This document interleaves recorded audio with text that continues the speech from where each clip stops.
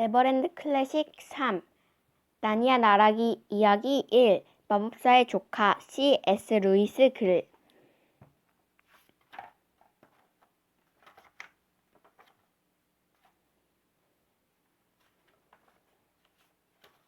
잘못 들어간 문. 이 이야기는 아주 옛날 여러분의 할아버지가 어린아이였을 때 일어난 일이다. 이 이야기는 나니아 나라와 우리 세계 사이를 맨 처음에 어떻게 오고 가게 되었는지를 보여주기 때문에 매우 중요하다.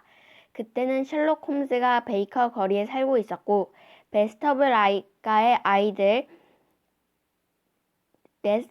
네스비트의 5 아이들과 그것을 낳는 주인공 아이들이다. 이 루이샴 거리에서 보물을 찾던 시대였다. 만약 여러분이 그 시대에 사는 남자아이였다면 날마다 빳빳한 잎튼 칼라, 옷깃에 걸치는 하얀 린넨으로 만든 폭이 넓은 칼라를 달고 다녀야 했을 것이다. 게다가 학교는 지금보다 훨씬 엄격했다. 그러나 음식은 그때가 더 맛있고 달콤했다.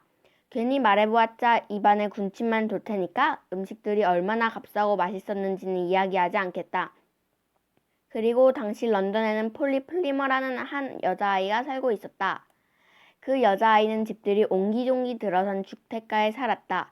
어느 날 아침 폴리는 뒤뜰로 나갔다가 옆집 정원에서 한 사내아이가 단장 위로 얼굴을 쑥 내미는 바람에 깜짝 놀랐다. 여태껏 그 집에는 노총각, 노처녀인 캐털리 남배만 살고 있어서 어린아이라고는 한 번도 본 적이 없었기 때문이다. 폴리는 호기심에 가득 차서 담장을 올려다 보았다. 낯선 그 사내아이의 얼굴은 몹시 지저분했다. 한바탕 울고 난 뒤에 흙 묻은 손으로 문질렀다고 해도 그보다 더 깨끗할 것 같았다. 사실 그 애는 지금 말한 것과 비슷한 짓을 했다. 폴리가 말했다. 안녕? 사내아이가 말했다. 안녕, 이름이 뭐야? 폴리, 너는 디골이야. 어머, 이상한 이름도 다 있네. 폴리보다 이상하진 않아. 아니야, 이상해. 무슨 소리? 하나도 안 이상해. 어쨌든 난 세수는 해. 내가 지금 해야 할 일은 바로 그거야. 특히 폴리는 말을 멈추었다.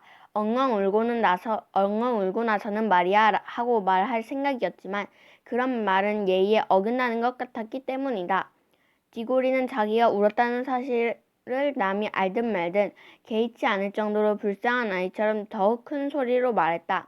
그래, 나 울었다. 너라도 울었을 거야. 정원 끄트머리엔 강물이 흐르고 조랑말이 있는 시골에서 살다가 어느 날 갑자기 이런 지저분한 소굴로 왔다면 너라도 마찬가지였을 거야. 폴리는 분해서 말했다. 런던은 소굴이 아니야. 그러나 디고리는 마음이 너무 상해 있어서 폴리가 한 말에 귀를 기울이지 않았다. 디고리는 계속 말했다. 게다가 너네 아버진 멀리 인도에 계시고 제정신이 아닌 외삼촌과 이모와 같이 살아야 한다면 누가 그걸 좋아하겠냐고. 또 그런 사람들이 너네 엄마를 돌봐주고 있고 그리고 너네 엄마가 아파서 자꾸자꾸 아파서 죽어가고 있다면. 억지로 눈물을 참고 있는 듯 디고리는 얼굴이 일그러졌다. 폴리는 정식으로 사과했다. 미안해, 몰랐어. 폴리는 딱히 무슨 말을 해야 할지도 모르겠고 디고리의 기분도 바꿔주고 싶어서 가벼운 질문으로 말머리를 돌렸다. 캐럴리 아저씨는 정말로 미쳤니? 글쎄, 미쳤거나 아니면 뭔가 다른 수수께끼가 있는 것 같아. 다락방에 외삼촌 서재가 있는데 레티 이모가 절대로 올라가선 안 된대. 우선 그 점이 수상해. 그리고 이상한 점이 또 있어. 외삼촌은 밥을 먹을 때 레티 이모한테는 한마디도 하지 않고 나한테만 무슨 말을 하려고 해. 그럴 때마다 이모는 항상 외삼촌 말을 다 막아버리고 이렇게 말하지. 앤드류, 그 애를 괴롭히지 마. 디고리는 내 얘기를 듣고 싶지 않을 거야. 라든가, 자, 디고리, 이젠 정원에 나가서 노는 게 어떠니? 하고 말이야. 얘, 너네 외삼촌이 무슨 맛을 하려고 했을까? 모르겠어. 한 번도 제대로 얘기한 적이 없거든. 그렇지만 뭔가 있어. 어느 날 밤에, 사실은 어젯밤 일이야. 다락방으로 올라가는 계단 맨 밑을 지나 내 침실로 가는데 실은 거길 지나가는 것도 영 찜찜했지만 말이야. 분명히 고함 소리 같은 게 들렸어. 혹시 정신 나간 아내를 거기에 가둬둔 게 아닐까? 그래, 나도 그런 생각이 들었어. 아니면 위조 지폐범이나, 아니 어쩌면 보물섬에 나오는 사람처럼 해적이었을지도 몰라. 그래서 항상 옛 동료들을 피해 숨어 사는 게 아닐까? 폴리가 소리쳤다. 와, 엄청나다. 나는 내가 살고 있는 집이 그렇게 흥미로운 집인지 몰랐어. 디고리가 말했다. 지금은 흥미있어. 하지만 우리 집에서 하룻밤만 자면 그런 생각이 쏙 달아날걸? 앤드류 외삼촌이 내 방으로 살금살금 다가오는 소리를 밤새도록 들으면서 깨어있으면 좋겠어? 게다가 우리 외삼촌은 눈이 얼마나 무시무시한데. 이것이 폴리와 디고리가 서로 친해진 계기였다. 그리고 여름 방학이 시작되었고 그 해 여름에는 둘 다 바닷가에 가지 않았기 때문에 거의 매일 만났다. 두 아이가 모험을 할 수 있었던 것은 특히 몇 년 만에 찾아온 그해 여름에 눅눅하고 쌀쌀한 날씨 덕분이었다. 날씨가 그렇다 보니 아이들은 자연히 집 안에 틀어박혀 지낼 수밖에 없었다. 그것은 한마디로 실내 탐험이라고도 할 수 있었다. 양초 토막을 들고 큰 저택 안이나 주택가를 샅샅이 살피고 돌아다니는 것은 참으로 신나는 일이었다. 폴리는 자기네 다락방에 있는 작은 문을 열면 물탱크가 있고 그 뒤로 조심스레 기어 올라가면 어두운 공간이 있다는 사실을 오래전부터 알고 있었다. 그 어두운 공간은 한쪽 면은 벽돌담이고 반대쪽 면은 경사진 지붕으로 된 기다란 굴 같았다. 그 슬레이트 지붕 사이로 희미한 빛줄기가 새어 들어왔다. 이 천장 굴에는 바닥이라고는 전혀 없어서 석가래에서 석가래로 발을 옮겨야 했고 그 틈새에는 회반죽을 발라놓았다. 잘못해서 이 틈새를 디디면 곧장 그 밑에 방으로 떨어지게 된다. 폴리는 그때까지 미숫군의 동굴 같은 물탱크 바로 옆의 굴을 들락달락했다. 폴리는 낡은 상자와 망가진 부엌 의자들을 가져와 조금이라도 바닥을 만들려고 석가래와 석가래 사이에 걸쳐놓았다. 그러고는 여기에다 여러 가지 보물이 들어있는 금고와 자기가 쓰고 있던 글과 사과 몇 개를 놓아두었다.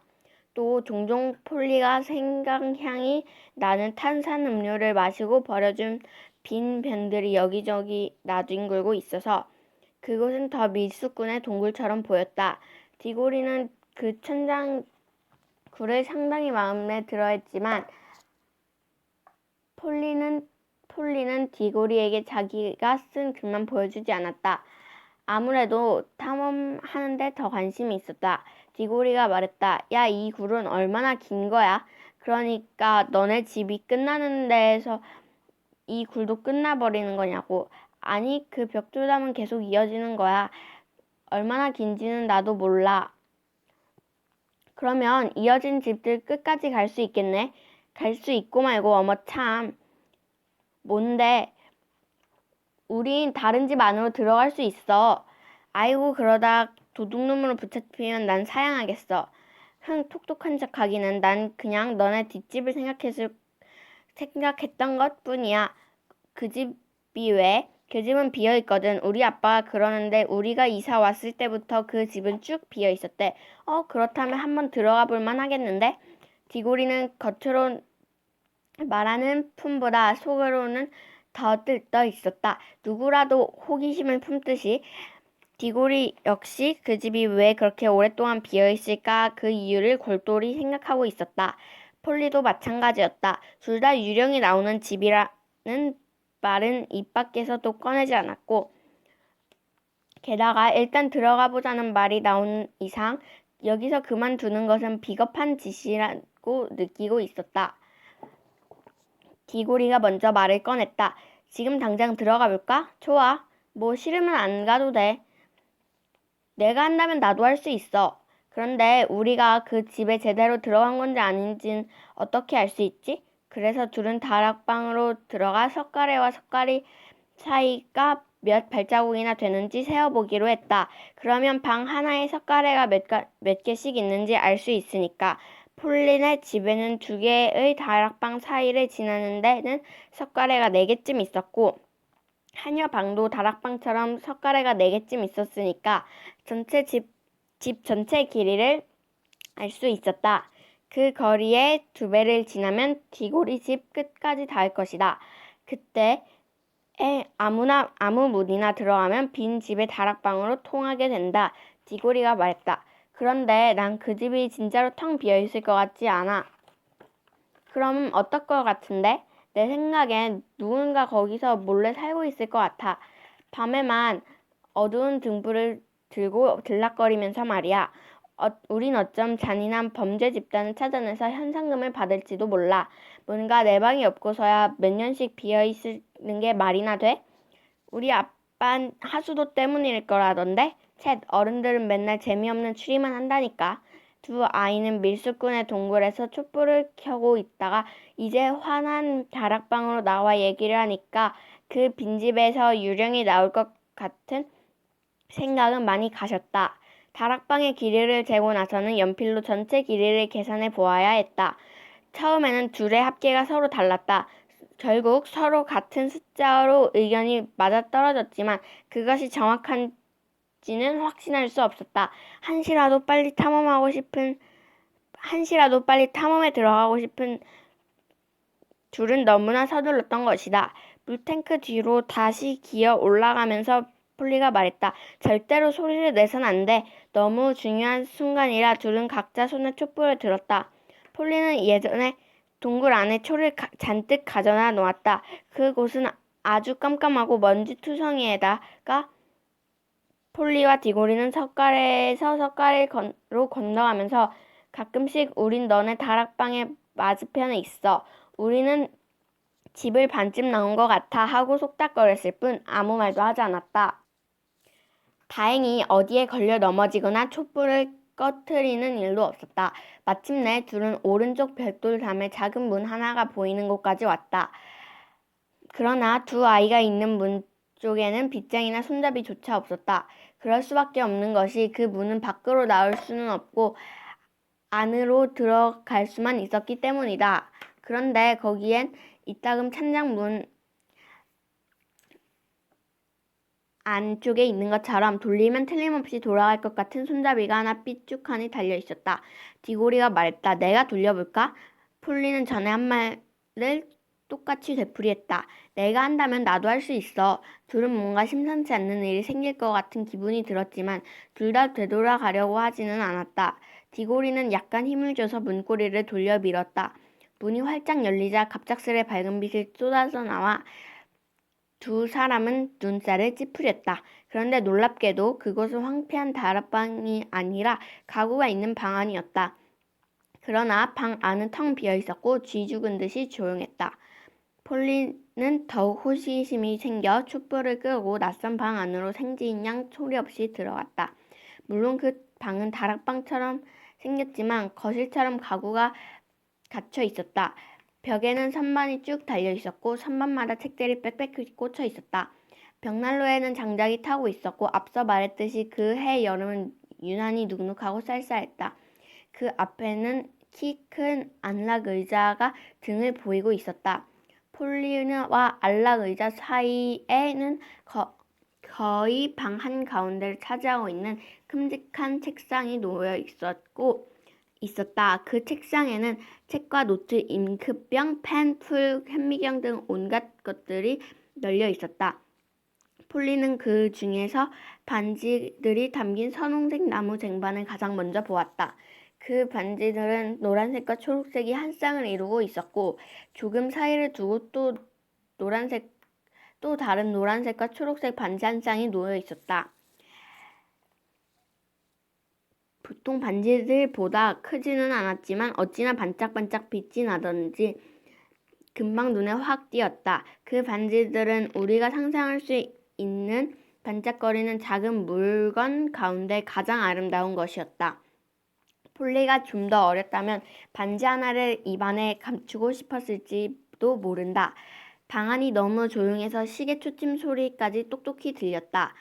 그러나 폴리가 방금 눈치챘으니 아무 소리 없이 조용하기만 한 것은 아니었다. 어렴풋이 아주 어렴풋이 윙윙 거리는 소리가 들렸기 때문이다. 만일 그 당시에 이미 전기 청소기가 발명되었다면 폴리가는 그 소리가 멀리 몇 층 아래에 있는 방에서 아득히 들려오는 전기 청소기의 소음이라고 생각했을 것이다. 그러나 그 소리는 청소기의 소리보다 훨씬 듣기 좋고 음악적인 울림이었다. 단지 너무 가물가물해서 거의 들리지 않을 정도로 희미했지만 폴리가 어깨 너머로 디고리에게 말했다. 괜찮아, 여기엔 아무도 없어. 폴리는 이제 속삭이지 않고 제법 큰 소리로 말하고 있었다. 폴리도 마찬가지였지만 지저분하기 짝이 없는 물골로 디고리가 눈을 끔뻑거리며 낯선 방 안으로 들어왔다. 디고리가 말했다. 잘못 들어왔어. 이 집은 절대 빈집이 아니야. 누가 오기 전에 빨리 나가는 게 좋겠어. 폴리는 색깔 있는 반지를 가리키며 물었다. 저것들은 뭘까? 디고리가 한시가 급하다는 투였다. 야, 제발 여기서 빨리 나갈수록 순간 무슨 일이 일어났는지 디고리는 하려던 말을 끝맺지 못했다.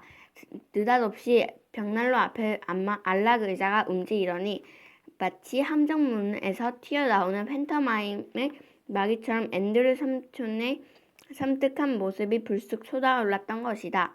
두 사람은 결코 빈집에 들어온 것이 아니었다. 디고리는 금지된 서재 안에 들어와 있던 것이다. 두 아이는 앗 하고 소리치며 그제야 끔찍한 실수를 저질렀음을 알아차렸다. 좀 더 멀리 갔어야 했다는 것도. 앤드류 외삼촌은 키가 크고 빼빼 마른 사람이었다. 말쑥하게 면도한 긴 얼굴과 오뚝한 콧날에다 눈은 번쩍번쩍거리고 잿빛 머리카락은 마구 엉클어져 있었다. 디고리는 완전히 할 말을 잊어버렸다.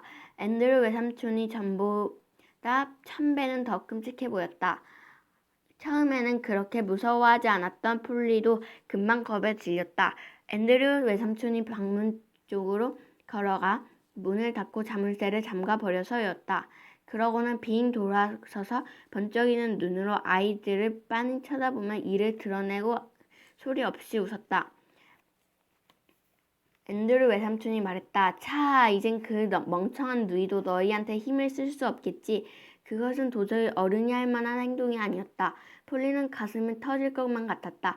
폴리와 디고리는 아까 들어왔던 작은 문 쪽으로 뒷걸음치기 시작했다. 그러나 앤드류 외삼촌은 두 아이보다 동작이 훨씬 날쌔다. 외삼촌은 벌써 폴리와 디고리 뒤로 가서 그 문까지 잠가버리고 문 앞에 떡 버티고 선 채 손을 비비며 손가락 마디를 딱딱 꺾어냈다. 몹시 희고 아름다운 기다란 손가락이었다. 외삼촌이 입을 열었다. 너희를 보게 되어 정말 반갑구나. 내가 바라던 게 바로 아이 2명이었거든. 폴리가 말했다. 저 캐럴티 아저씨 이제 저녁 먹을 때가 다 됐어요. 집에 가봐야 할 것 같아요. 제발 집에 보내주세요. 네? 아니, 아직 안 돼. 놓쳐버리기엔 너무 아까운 기회야. 나는 아이 2명이 필요해. 자, 보다시피 나는 지금 아주 중요한 실험을 하는 중이거든. 기니피그 쥐와 비슷하면 의학이나 유전학에서 실험 동물로 쓰임으로 실험해봤는데 효과가 있는 것 같아. 하지만 기니피그들은 말을 할 줄 모르지. 게다가 녀석들한테 어떻게 돌아오는지 설명해줄 수도 없단 말씀이야. 디고리가 말했다. 있잖아요, 외삼촌. 이제 진짜 저녁 때가 다 돼서 가족들이 곧 우리를 찾을 거예요. 그러니까 우리를 보내주셔야만 해요. 보내줘야 한다고? 디고리와 폴리는 서로 힐끗 쳐다보았다. 감히 소리내어 말하지는 않았지만 둘의 눈빛은 이거 큰일 났지. 절대 외삼촌 비위를 건드리지 말자라고 말하고 있었다. 폴리가 말했다. 지금 저녁 먹으러 보내주시면 먹고 나서 다시 올게요. 앤드류 외삼촌은 교활한 웃음을 지으며 말했다. 오호, 그렇지만 돌아올지 안 올지 어떻게 알지? 그러더니 금세 마음을 바꾼 것 같았다. 아, 좋아. 너희가 꼭 가야 한다면 뭐 어쩔 수 없지. 너희 같은 애들이 나하고 얘기하는 게 뭐 그렇게 재밌겠어? 외삼촌은 한숨을 쉬고 나서 말을 이었다. 이따금 내가 얼마나 외로운지 너희들은 상상도 못할 거다. 하지만 괜찮아. 저녁이나 먹으러 가려무나. 그런데 가기 전에 너희한테 선물이나 하나 줘야겠어. 이 칙칙하고 낡아빠진 서재에서 어린 여자애를 본다는 게 날이면 날마다 있을 일도 아니니까. 특히 너처럼 아주 사랑스러운 꼬마 숙녀는 말할 필요도 없지. 폴리는 앤드류 외삼촌이 진짜로 미친 것은 아닐지 모른다는 생각이 들기 시작했다. 앤드류 외삼촌이 폴리에게 물었다. 우리 꼬마 아가씨 반지 좋아하지 않나요? 반지 좋아하지 않니? 저쪽에 있는 노란색이랑 초록색 반지 말이에요. 어머 너무 예뻐요. 초록색 반지는 안 돼. 미안하지만 그 반지는 줄 수가 없구나. 대신 노란색 반지는 기꺼이 줄 수 있지. 사랑하는 내 마음까지 담아서 말이다. 자, 이리 와서 하나 끼워보렴. 폴리는 이제 두려운 마음이 싹 가셨고 이 늙은 실자가 절대 미친 사람이 아니라는 확신을 갖게 되었다. 게다가 그 눈부신 반지에게는 묘하게 사람들의 마음을 끌어당기는 뭔가가 있었다. 폴리는 나무 쟁반 쪽으로 다가갔다. 폴리가 말했다. 어머나 여기서 윙윙거리는 소리가 더 크게 나네. 꼭 반지에서 나는 소리 같아요. 앤드류 외삼촌이 웃으며 말했다. 하하하 참 재미있는 상상인데? 우리 귀염둥이 꼬마 아가씨. 앤드류 외삼촌의 웃음소리는 아주 자연스럽게 들렸지만 디고리는 외삼촌의 얼굴에서 탐욕에 가까운 열망은 눈치챘다. 그 순간 디고리가 소리쳤다. 폴리 바보 같은 짓 하지마. 거기에 손을 대면 안 돼. 그러나 이미 때는 늦었다. 디고리가 소리친 순간 폴리의 손은 이미 반지 하나를 만지고 있었다. 그리고 순간적으로 아무런 빛도 소리도 없이 폴리는 사라졌다. 방 안에는 디고리와 앤드류 외삼촌만 남아 있었다.